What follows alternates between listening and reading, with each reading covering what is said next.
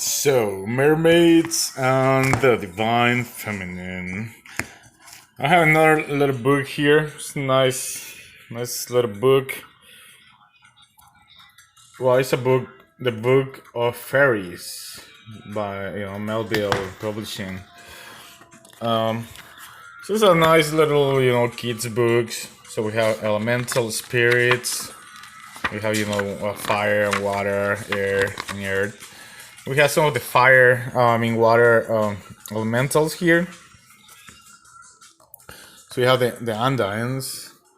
Also, these are associated with water. I mean, obviously, but like fresh water, right? So here we read, um, water is psychic and intuitive, like its ruler, the moon. It has a connecting magnetic quality to it. It conducts sounds and currents and has powers of mediation and communication.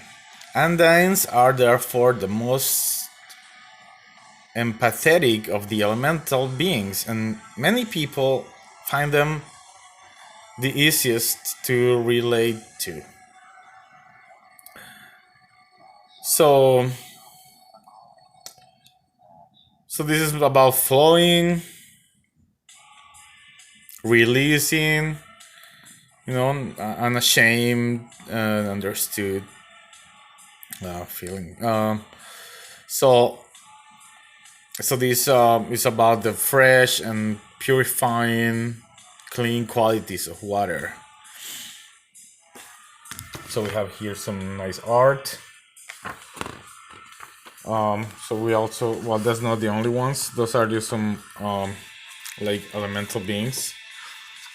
But we have another section here with different other minor. Well, we have here something about sirens, right? So the siren we have here, like siren. This is not a mermaid; it's a siren. But also they also lived near the sea, and we have to keep in mind that in the ancient times, birds were formed to portray the female divinity, the goddess. So we have so sirens are malicious sea nymphs who sometimes appear as half woman, half bird, and sometimes just as a woman. So they sing perch on rocks near the ocean. So we have also the legend of the Lorelei. This legend was inspired by the sirens. All right.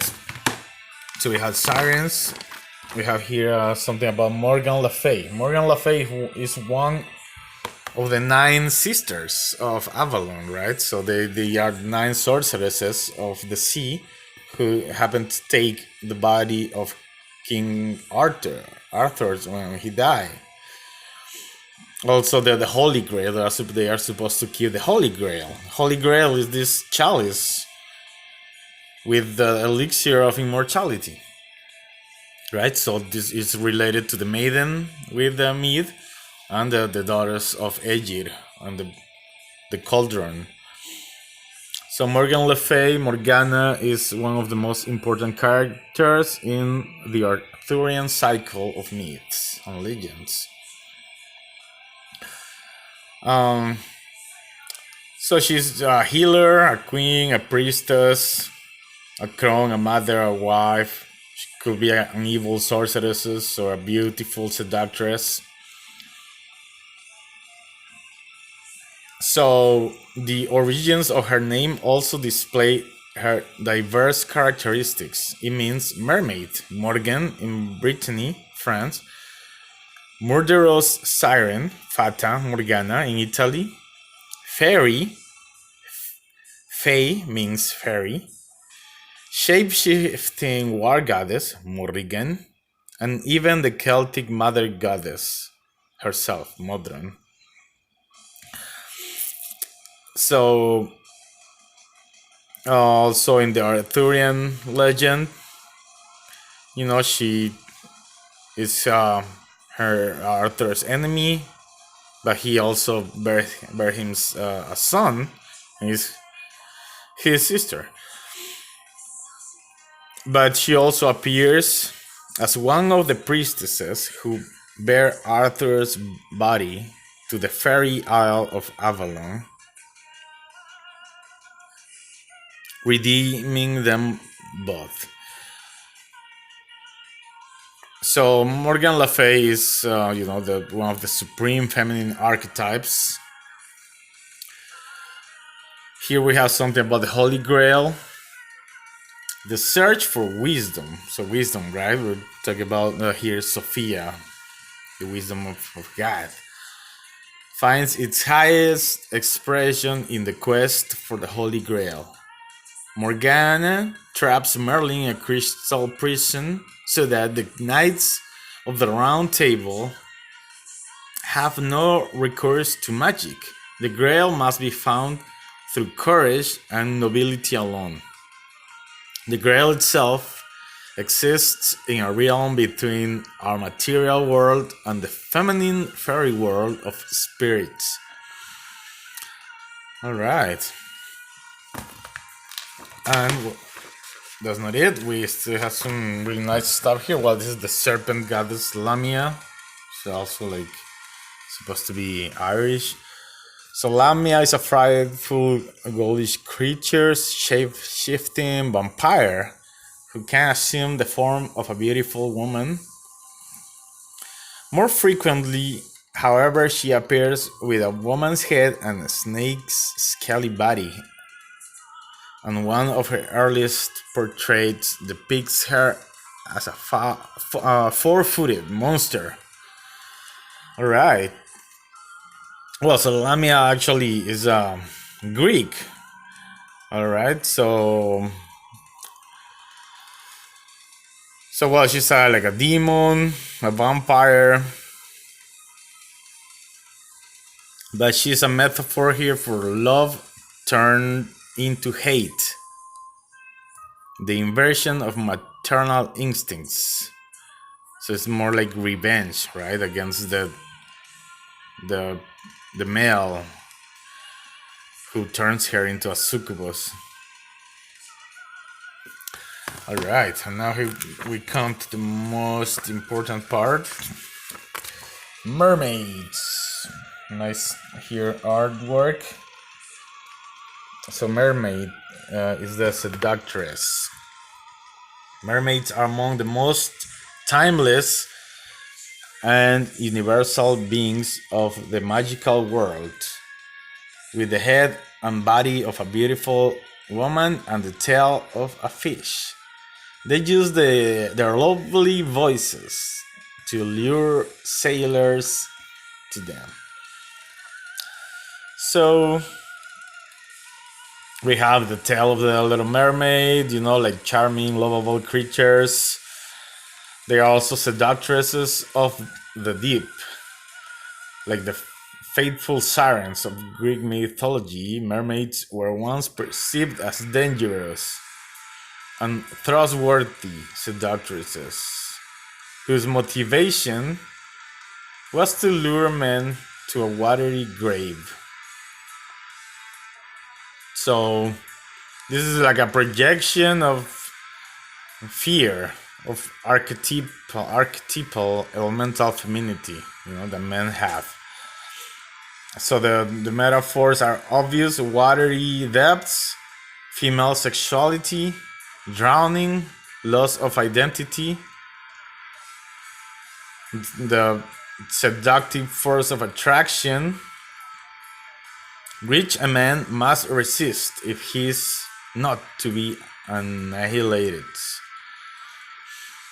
Alright, so healing and reconciliation. So, there is a deep significance.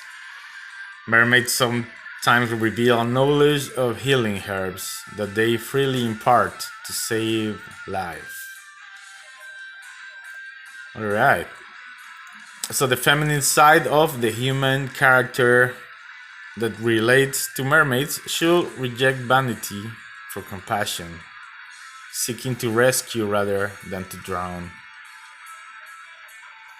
All right, mermaids are awesome.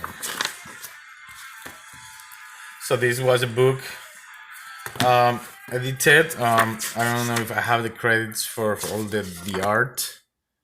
Um, let's see. We have a lot of nice pictures and stuff. So we have the credits here for a bunch of art and stuff. All right, so we will check that out later. All right, there's another book also that I brought here. Let me take a look. It's Celtic Goddesses by Miranda Green. Right. So here we have a part of water goddesses, healers, and mothers. Right. So they talk about certain Celtic goddesses that were, found in the fountains, like hot mineral water gushes out of the ground, from a set of springs. This a bath. We have the goddess Minerva, which is Roman. They were equivalent. So you have a bunch of Celtic goddesses, also from the Mediterranean. But Minerva was, worshipped more on those areas. Yeah, and they were like related to the healing and fertility. The waters of fertility. The waters of fertility. They also relate to the moon, just as the moon relates to women's menstruation and also to the tides of the ocean. So they are what waters that are influenced by the moon. This is one of the most beautiful books I have gotten so far. This is The Secret History of Mermaids and Creatures of the Deep by Professor Ari Berg. Right?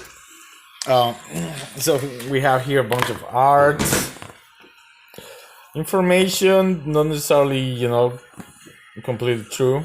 We have the origins of the merfolk. We have here, a really nice prayer to Athargatis. Right? So it says, Star Bright Mother, we leave this offering of Shalhom. May the murk places grow bright. May your children swim in joy. May the foam door rise and fall in peace. By black water, by blue water, may all sea folk be blessed. So we have here some really nice stuff, but very entertaining book, beautiful art all over the place. A lot of art, a lot of stuff and info. We have here, I don't even know where the hell I was pointing at, but then we have a lot of stuff, and really nice stuff. We have some more art. Oh, there was a really nice thing that I want to show here.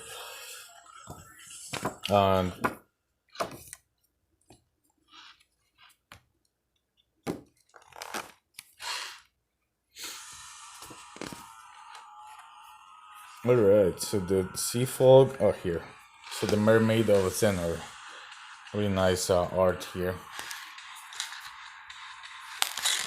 And alright, so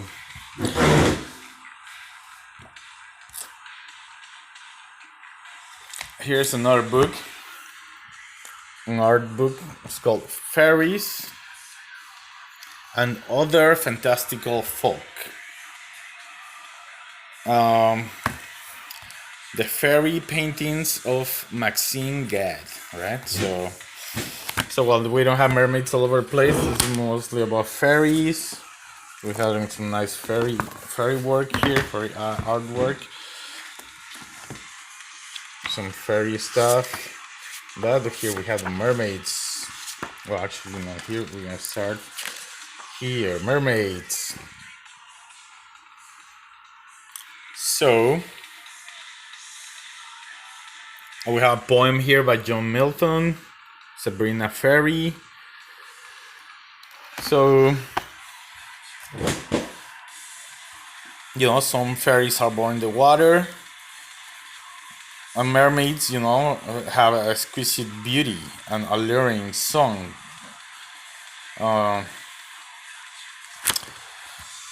Beautiful art here. I love this one specifically. I might, get a tattoo of that one.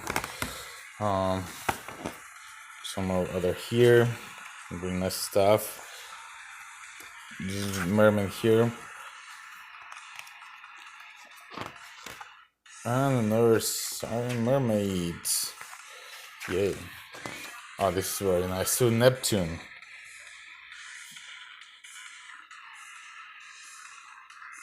We have here, something written by Maxine Gad. In nearly all the stories, human interaction with mermaids ends in tragedy. Just like the ocean, mermaids possess a cold beauty that is best observed from afar. So yeah,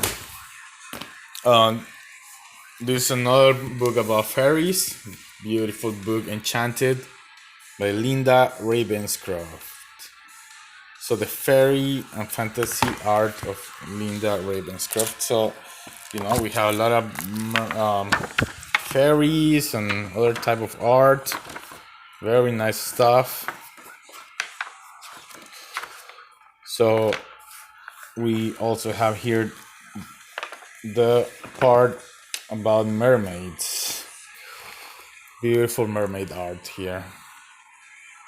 So waiting for Neptune. Neptune's daughters wait in the silent ocean for the arrival of their father. Deep within their own thoughts, each maid sits in silence, waiting in anticipation of what his arrival may bring. Yeah. Alright, so that was pretty much all the mermaid art that we have here. Yeah. We have another book here. Actually, we're gonna come back to that later. Thank you.